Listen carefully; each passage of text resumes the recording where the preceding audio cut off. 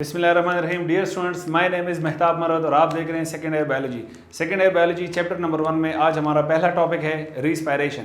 Respiration जब भी आपके जहन में सवाल आता है तो यही सबसे पहले यही आपके जहन में आता है कि रिस्पायरेशन का मतलब होता है सांस लेने का अमल और सांस बाहर निकालने का अमल। लेकिन जब हम बायोलॉजिकल पॉइंट ऑफ व्यू से देखते हैं तो बायोलॉजिकल पॉइंट ऑफ व्यू से हम देखेंगे कि break down of food molecules by inhalation of oxygen and releasing energy by exhalation of carbon dioxide is known as respiration।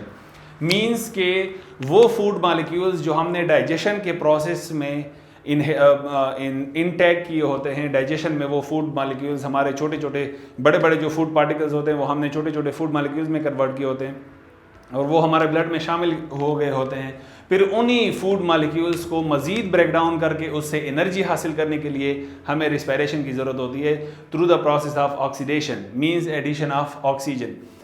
So need of respiration, respiration की ज़रूरत क्यों पेश आती है या रिक्वायरमेंट्स ऑफ बॉडी की क्या ज़रूरियात हैं।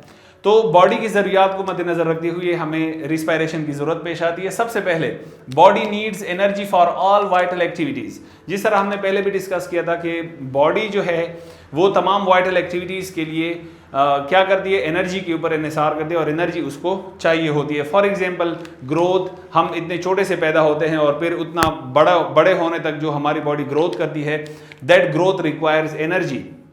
इसके बाद रिप्रोडक्शन जब वालिदैन आपस में इंटरकोर्स करके अपनी नस्ल आगे बढ़ाते हैं तो इसके लिए भी एनर्जी की ज़रूरत होती है। विदाउट एनर्जी आप रिप्रोडक्शन भी नहीं कर सकते।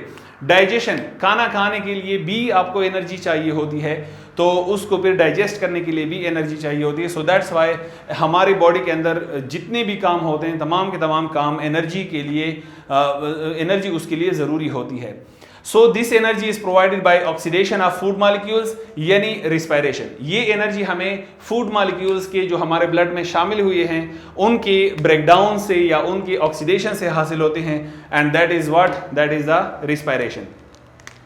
अब ये रिस्पायरेशन बॉडी में या तो बॉडी के आउटर सरफेस या बॉडी के इनर सरफेस में कहीं पर भी गैसियस एक्सचेंज के थ्रू होती है, क्योंकि गैसेस का तबादला होगा तभी ऑक्सीडेशन होगी। ऑक्सीजन इनटेक करेंगे, कार्बन डाइऑक्साइड रिलीज करेंगे, तभी ये सारा प्रोसेस होगा। तो उसके लिए हमें चाहिए होती है रिस्पायरेटरी सरफेस या गैसियस एक्सचेंज सरफेस।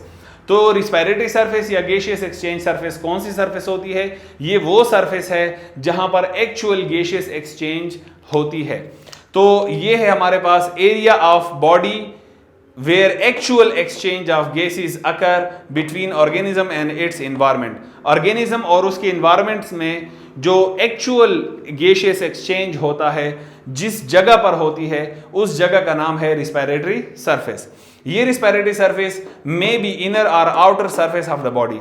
ये बॉडी का इनर सरफेस भी हो सकता है जिस तरह हम इंसानों में है, बॉडी का आउटर सरफेस भी हो सकता है जिस तरह फ्रॉग का स्किन है तो फ्रॉग का स्किन उसका रिस्पायरेटरी सरफेस है। तो ऐसे ही ये इनर सरफेस भी हो सकता है, आउटर सरफेस भी हो सकता है। तो अब इफेक्टिव डिफ्यूजन के लिए, चूंकि ये सारा प्रोसेस डिफ्यूजन के जरिए ही होगा, आपने डिफ्यूजन 9th में पढ़ा है कि travel of molecules from higher concentration towards lower concentration.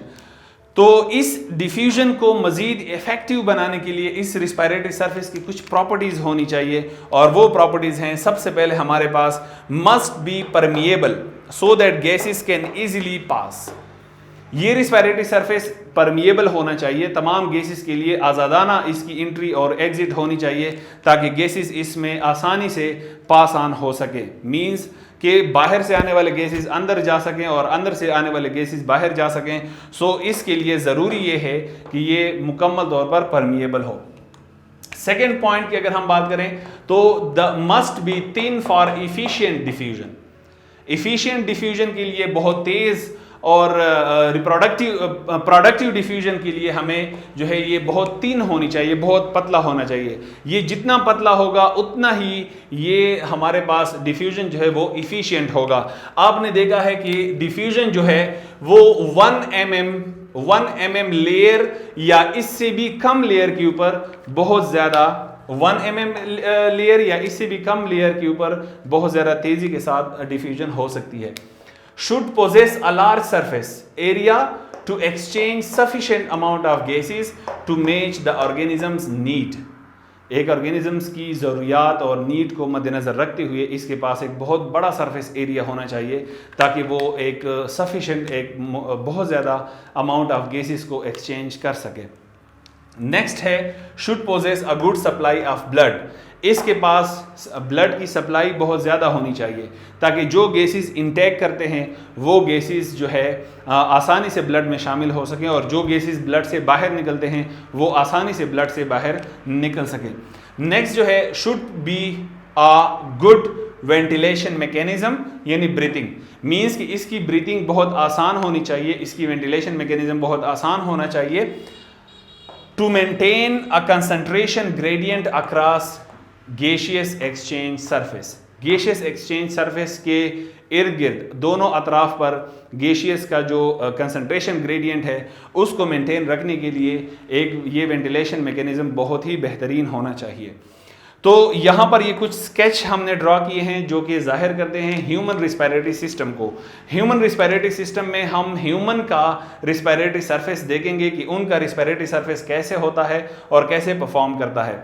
आप देखते हैं कि इंसान सबसे पहले हम नोज और माउथ से सांस लेते हैं, इन दोनों जगहों से सांस आती है हमारी नेजल कैविटी में, ये इंशाल्लाह हम डिटेल में भी पढ़ेंगे, यहाँ पर मैं सिर्फ आपको एक गो थ्रू देता हूँ।